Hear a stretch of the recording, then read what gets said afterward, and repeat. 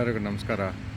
ಇವತ್ತು ಹದ್ದಿನಕಲ್ಲು ಆಂಜನೇಯ ದೇವಸ್ಥಾನಕ್ಕೆ ಬಂದಿದ್ದೀನಿ. ಮೋಸ್ಟ್ಲಿ ಅಷ್ಟು ದೂರದಲ್ಲಿ ನಿಮಗೊಂದು ಬೆಟ್ಟ ಕಾಣ್ತಾ ಇದೆ ನೋಡಿ. ಅಲ್ಲಿ ಆ ಬೆಟ್ಟಕ್ಕೆ ನಾನು ಹೋಗ್ತಾ ಇರೋದು. ಆ ಬೆಟ್ಟದ ಹೆಸರೇ ಹದ್ದಿನಕಲ್ಲು ಆಂಜನೇಯ ದೇವಸ್ಥಾನ ಅಂತ. ದೇವ, ಪಿಚಾಚಿ, ಪ್ರೇತ, ಹದ್ದಿನಕಲ್ಲು ಆಂಜನೇಯ ದೇವಸ್ಥಾನ ಹತ್ರ ಬರ್ತಾ ಇದ್ದಂಗೆ ಬೆಟ್ಟ ಸುಮಾರು ದೊಡ್ಡದಾಗೇ ಇದೆ ಅಂತ ಅನ್ನಿಸ್ತಾ ಇದೆ.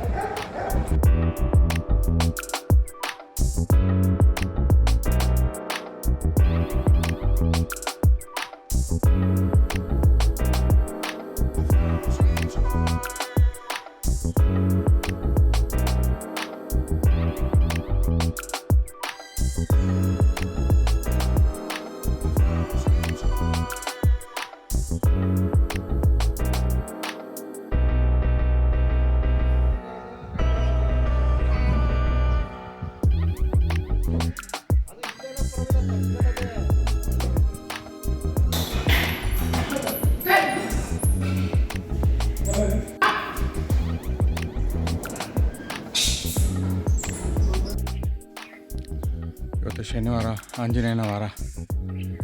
ತುಂಬ ಜನ ಪೂಜೆ ಮಾಡ್ಕೊಳಕ್ಕೆ ಬಂದಿದ್ದಾರೆ. ಅಲ್ಲಿ ಕೆಳಗಡೆ ನೋಡ್ತಾ ಇರ್ಬೋದು, ತುಂಬ ಜನ ಅಡುಗೆ ಮಾಡ್ತಾ ಇದ್ದಾರೆ. Non veg special. ನಡ್ಕೊಂಡು ಹೋಗುವ ದಾರಿ ತುಂಬ ನೀಟಾಗಿ ಗ್ರಾನೈಟ್ ಮೆಟ್ಟಗಳನ್ನ ಹಾಕಿ ಮಾಡಿದ್ದಾರೆ.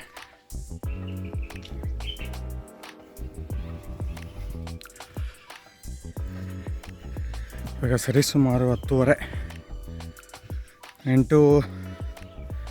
8:00 ಬೆಂಗಳೂರು ಬಿಟ್ಟೆ. 2 ಅವರ್ ಆಯ್ತು ಇಲ್ಲಿಗೆ ಬರೋಕ್ಕೆ.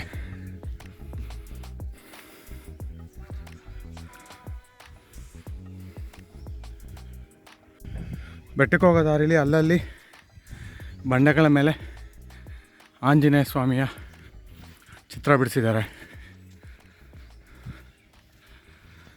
ತುಂಬ ಬಿಸಿಲಾಗಿರೋದ್ರಿಂದ ಎಲ್ಲ ಮರ ಗಿಡಗಳೆಲ್ಲ ಒಣಗೋಗ್ತಾ ಇದೆ.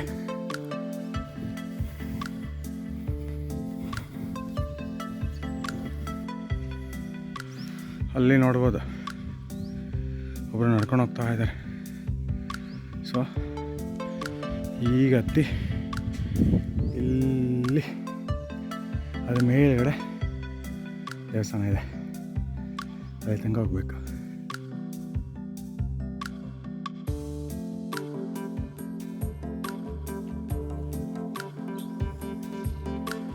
ಅಲ್ಲಿ ಪುಟ್ಟ ಯಾವುದೋ ಪಕ್ಷಿಗಳು, 10 ಪಕ್ಷಿಗಳು ಒಂದೊಂದಾಗ ಹಿಂದೆನೇ ಹೋಗ್ತಾ ಇದೆ. ಬೇಸಿಗೆ ಅಲ್ವಾ, ಊಟ, ನೆರಳು, ನೀರುಗಳು ತುಂಬ ಶಾರ್ಟೇಜ್ ಆಗಿರುತ್ತೆ.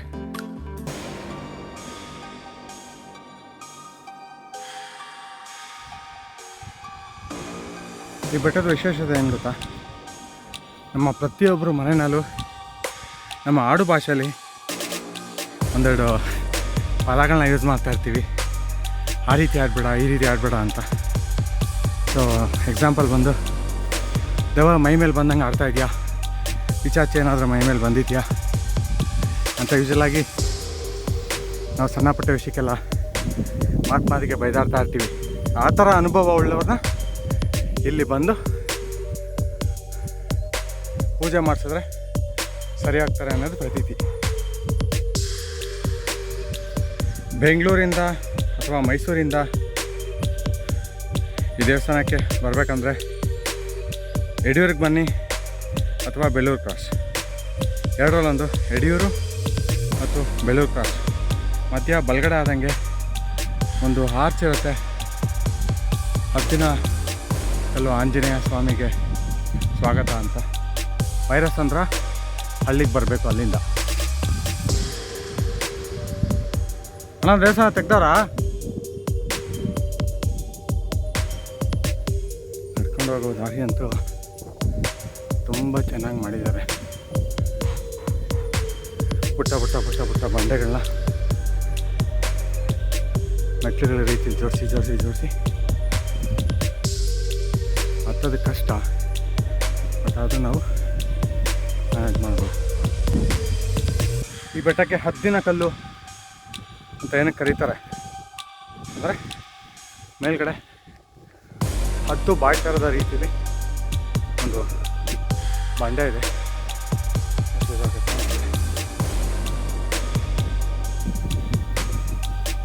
ನೋಡಿ ಅಲ್ಲಿ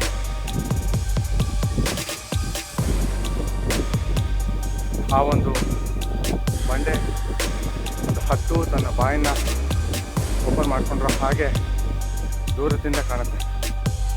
ಅದಕ್ಕೆ ಈ ಬೆಟ್ಟಕ್ಕೆ ಹತ್ತಿನ ಕಲ್ಲು ಅಂತ ಹೆಸರು ಕರೀತಾರೆ.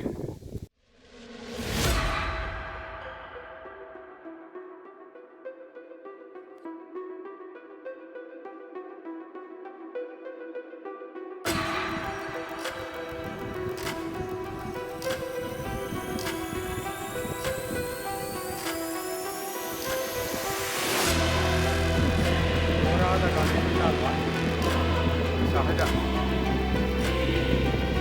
ತುಂಬ ಬ್ಯೂಟಿಫುಲ್ ಆಗಿದೆ.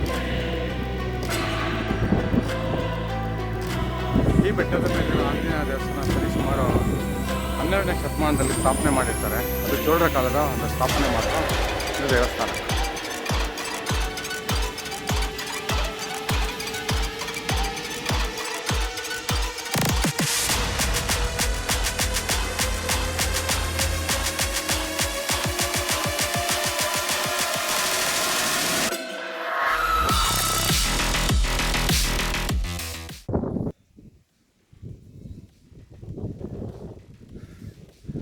ಅಲ್ಲಿ ನೀವು ನೋಡ್ಬೋದು, ಗಮನಿಸ್ಬೋದು,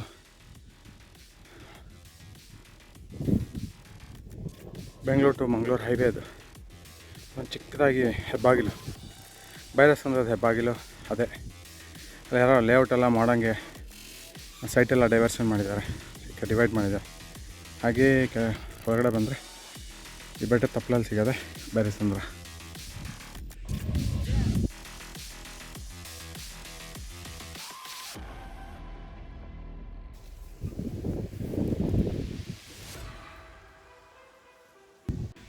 ದೇವಸ್ಥಾನದ ಗಂಟೆ ಸೌಂಡ್ ಕೇಳ್ತಾ ಇದೆ. ಇಲ್ಲ ದೇವಸ್ಥಾನ ಇಲ್ಲ ಹತ್ರ ಬಂದಿದ್ದೀನಿ ಅಂತ ಅನಿಸ್ತಾ ಇದೆ.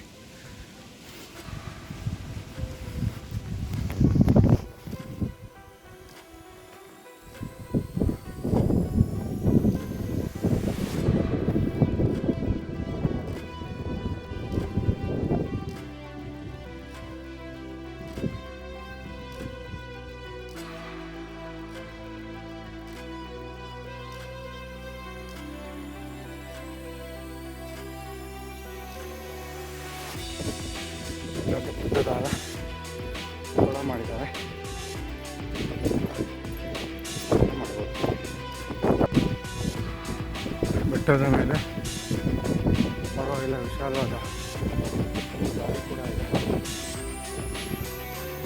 ನೋಡಿ, ಇನ್ನೂ ಎಷ್ಟೋ ದೂರ ಇದೆ ನಾನು ನಡ್ಕೊಂಡು ಹೋಗೋ ದಾರಿ. ದಿನಗಲ್ಲು ಬೆಟ್ಟಕ್ಕೆ ಬರಬೇಕಂದ್ರೆ ದಯವಿಟ್ಟು 8 ಗಂಟೆ ಒಳಗಡೆ ಬೆಟ್ಟ ಹತ್ಬಿಡಿ, ಇಲ್ಲಾಂದರೆ ಆಗಲ್ಲ.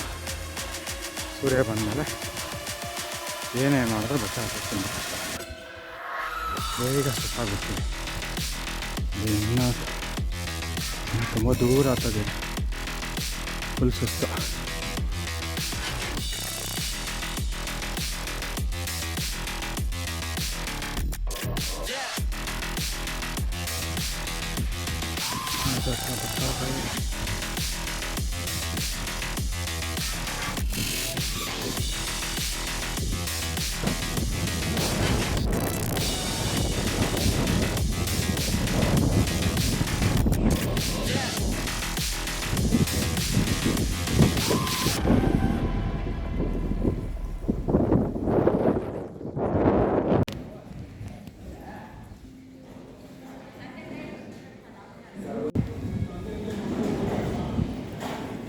ಈ ಒಂದೇ ಕಲ್ಲಿನಲ್ಲಿ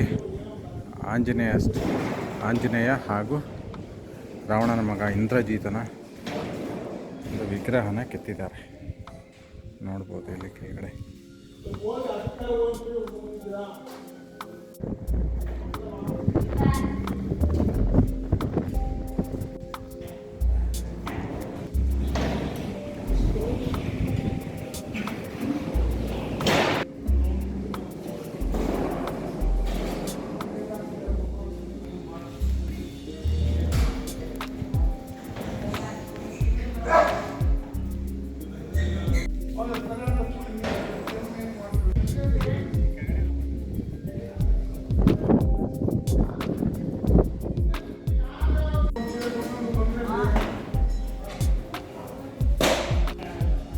ಒಳಗಡೆ ಅಷ್ಟು ದೂರದಲ್ಲಿ ದೊಡ್ಡದಾಗಿ ನೀರು ನಿಂತಿದೆ. ಅದೇ ಶಿಂಷಾ ನದಿಗೆ ಅಡ್ಡಲಾಗಿ ಕಟ್ಟಿರೋ ಮರ್ಕನಹಳ್ಳಿ ಡ್ಯಾಮ್, ಅಲ್ಲಿಗೂ ಕೂಡ ನಾನು ನಿಮ್ಮನ್ನು ಕರ್ಕೊಂಡು ಹೋಗ್ತೇನೆ. ಹದ್ದಿನಕಲ್ಲು ಹನುಮಂತರಾಯ ದೇವಸ್ಥಾನ ದರ್ಶನ ಮುಗಿತು.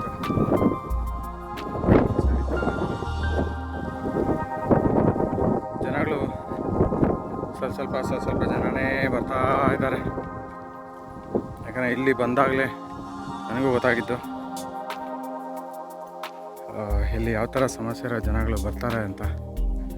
ಆಗಲೇ ನಾನು ಹೇಳಿದ್ದೆ, ನಾವು ಮನೆಯಲ್ಲಿ ಸುಮ್ಮನೆ ಒಂದು ಆಡು ಭಾಷೆಯಾಗಿ ಏನೋ ಕೋಪ ಬಂದಾಗ ಮಕ್ಕಳ ಮುಂದೆ ಆಗಲಿ ಸುಮ್ಮನೆ ನಾವೇ ಮಾತಾಡ್ತಾ ಇರ್ತೀವಿ, ನಿಮಗೇನಾದರೂ ದೆವ್ವ ಮೆತ್ಕೊಂಡಿದ್ಯಾ, ಪಿಚಾಚಿ ಮೆತ್ಕೊಂಡಿದ್ಯಾ ಅಂತ. ಬಟ್ ಆದರೆ ಆ ಅನುಭವ ಉಳ್ಳ ಜನರನ್ನು ಇಲ್ಲಿ ಕರ್ಕೊಬಂದು ಅವ್ರನ್ನ ಹುಷಾರು ಮಾಡ್ತಾಯಿದ್ದಾರೆ. ಅಲ್ಲಿನ ಅರ್ಚಕರ ಬಾಯಲ್ಲಿ ಕೇಳಿದಾಗ ಸುಮಾರು ಜನಕ್ಕೆ ಈ ಥರ ಆಗಿದೆ. ಇವಾಗಲೂ ನನ್ನ ಕಣ್ಣಾರ ನೋಡಿದೆ, ತುಂಬ ಜನ ಬಂದು ಪೂಜೆ ಮಾಡ್ತಾ ಇದ್ದಾರೆ. ಅವ್ರಿಗೆಲ್ಲ ಹುಷಾರಾಗಲಿ. ದೆವ್ವ, ಪಿಚಾಚಿ, ಪ್ರೇತ ಆ ತರಹ ಅನುಭವ ಆಗಿರೋರೆಲ್ಲ ಈ ದೇವಸ್ಥಾನಕ್ಕೆ ಬಂದು ಗುಣಮುಖರಾಗ್ಬೋದು.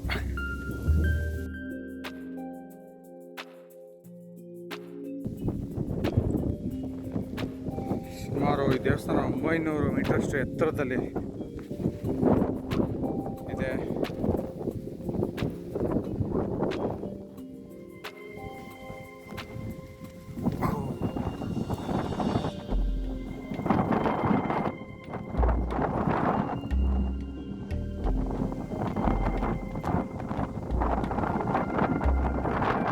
ಈ ಕೊಳದಲ್ಲಿ ಅವ್ರಿಗೆ ಒಂದು ಗಾಳಿಯ ಅನುಭವ ಅವ್ರ ಮೈ ಮೇಲಿದೆ ಅಂತ ಅನಿಸಿದ್ರೆ ಬೆಂಗೆ ನೀರು ಹಾಕ್ಕೊಂಡು ದೇವಸ್ಥಾನಕ್ಕೆ ಹೋಗಿ ಪೂಜೆ ಮಾಡಿಸ್ಕೊಳ್ಬೇಕು. ಸಾಕಷ್ಟು ಜನ ಇವತ್ತು ಬರ್ತಾ ಇದ್ದಾರೆ.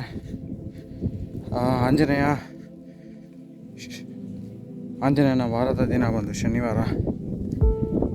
ಆದರೂ ಈ ಥರ ತೊಂದರೆ ಉಳ್ಳ ಜನಗಳಿಗೆ ಈ ಒಂದು ಕ್ಷೇತ್ರ ಬಂದು ತುಂಬ ಪುಣ್ಯಕ್ಷೇತ್ರ.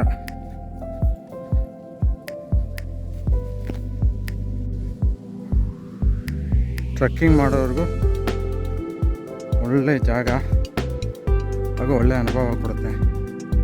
ಇಲ್ಲಿ ನೋಡ್ಬೋದು ದಾರಿಗಳನ್ನ, ಸುತ್ತಮುತ್ತ ಎಲ್ಲ ಬೆಟ್ಟಗಳು.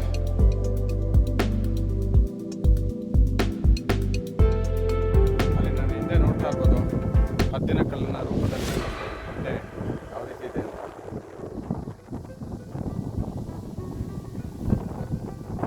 ಸೊ ಆ ಬಂಡೆಯಿಂದನೇ ಈ ಬೆಟ್ಟಕ್ಕೆ ಹದ್ದಿನಕಲ್ಲು ಅಂತ ಕರೀತಾರೆ. ಹಾಗೂ ಹನುಮಂತರಾಯನ ದೇವಸ್ಥಾನ ಇದೆ.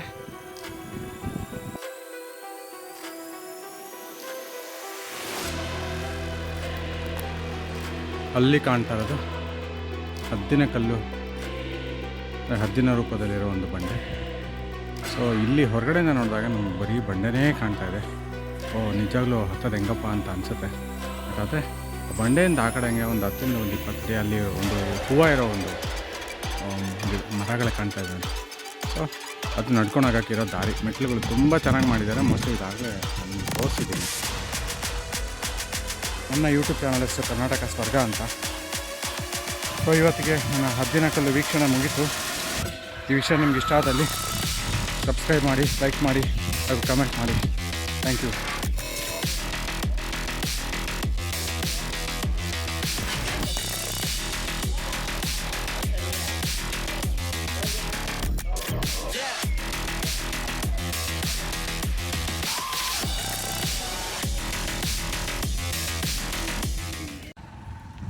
ಬೈರೇಸಂದ್ರ ಹದ್ದಿನಕಲ್ಲು ದೇವಸ್ಥಾನದ ಹತ್ರ ತೇರಿರುತ್ತೆ ಅನ್ಸುತ್ತೆ. ಒಳಗಡೆ ತುಂಬ ದೊಡ್ಡದಾಗಿದೆ, ಸಖತ್ತಾಗಿದೆ ಮಾತ್ರ. ಇಲ್ಲೊಂದು ಕೆರೆ ಇದೆ ಪುಟ್ಟದಾಗಿ.